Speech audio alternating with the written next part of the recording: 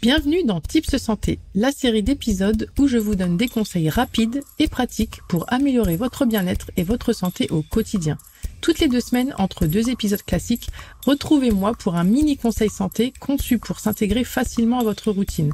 Que vous cherchiez à adopter de nouvelles habitudes alimentaires, à améliorer votre forme physique ou à trouver des astuces pour réduire votre stress, cette série de tips vous fournira des conseils simples et efficaces. Bienvenue à bord et préparez-vous à découvrir des conseils qui auront un impact positif sur votre santé et votre bien-être à chaque épisode.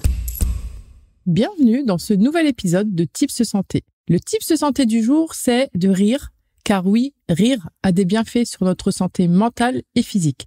Et comme pour tout, et conformément à notre éthique, ici, il va être de rire tout en visant le juste milieu, ni pas assez, ni trop. Et quand je dis rire éthique, c'est dans le sens, ça doit pas être un rire pour se moquer de quelqu'un ou sur une situation ou quelque chose de mauvais.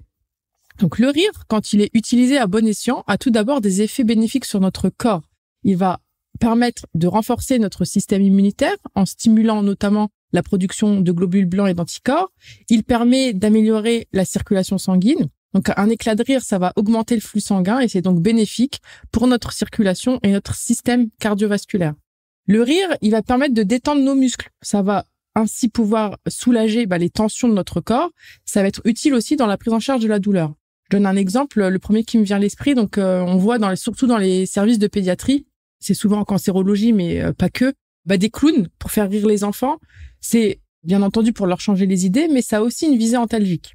Le rire, en plus de ses bienfaits sur notre corps, ça a aussi des bienfaits sur notre mental et notre bien-être émotionnel. Donc, ça permet de réduire le stress, l'anxiété, car le rire va permettre de libérer des endorphines, qu'on appelle vulgairement l'hormone du bien-être.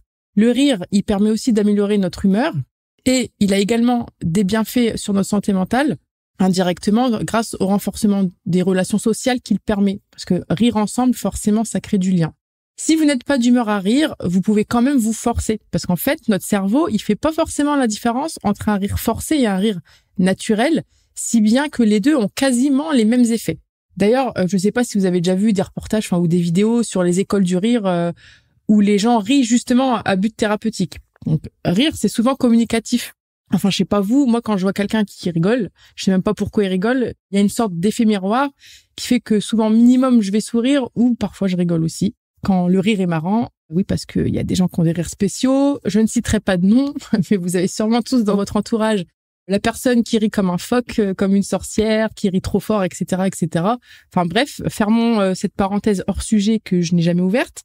Et ensuite, si on replace tout ça dans une éthique musulmane, il va être important de trouver le juste milieu, comme toujours, y compris dans le fait de rire.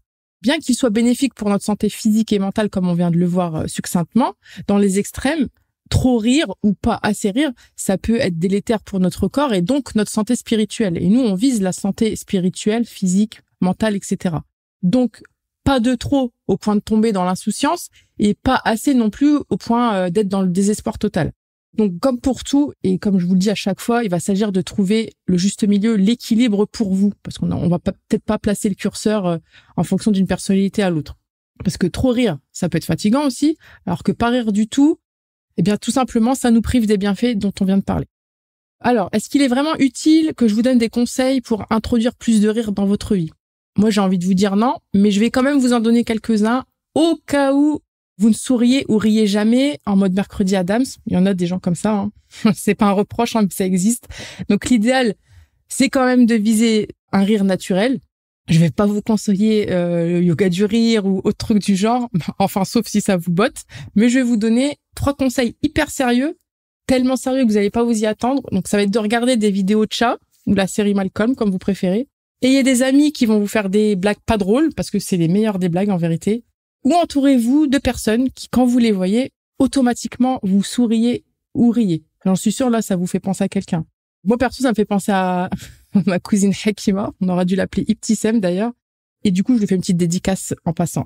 Et après, plus sérieusement, je reprends mon sérieux. Si vous êtes plus scolaire, vous avez du mal à rire naturellement, il existe des exercices de rire. Et non, je suis vraiment sérieuse, ça existe. Et je vous dirige vers Cher Google, qui est votre ami, pour trouver ce genre d'exercice. Alors, voilà, vous l'aurez compris.